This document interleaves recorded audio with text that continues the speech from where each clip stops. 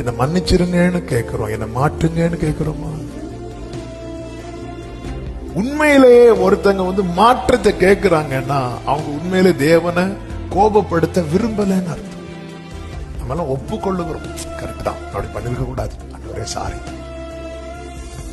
ஆமே, ஒப்பு கொடுக்கணும். ஆண்டவர் இனி ஏசாயா என்ன சொல்லுவார் தெரியுமா? நான் அசுத்த உதடுகள் உள்ளவன். அந்த அக்கிரமத்தை நிவர்த்தி செய்ய மட்டும் அவனை தொடல, அந்த நாவை கர்த்தருடைய வார்த்தையை பேசும்படியான ஒரு மாற்றத்தை உண்டு பண்ண தொடுக்கிறார். ஐயோ இப்படி ஒரு தப்பு பண்ணிட்டு வந்துட்டேன், ஓகே தப்பு பண்ணிட்டு வந்துட்டேன், மன்னிப்பு கிடைக்குமா? கிடைக்கும். ஆண்டவர் என்ன சொல்லுவார்? இனி பாவம் செய்யாதே. இனி பாவம் செய்யாதேன்னு சொல்லி அந்த ஸ்திரீட்ட சொல்லிட்டு விட்டுட்டார். அவ பார்த்தா இனி நான் பாவம் செய்யாம இருக்கணும்னு அவர் என்ன உருவாக்கணும். எங்க விழுந்தா தெரியுமா? பாதத்துல விழுந்துட்டார்.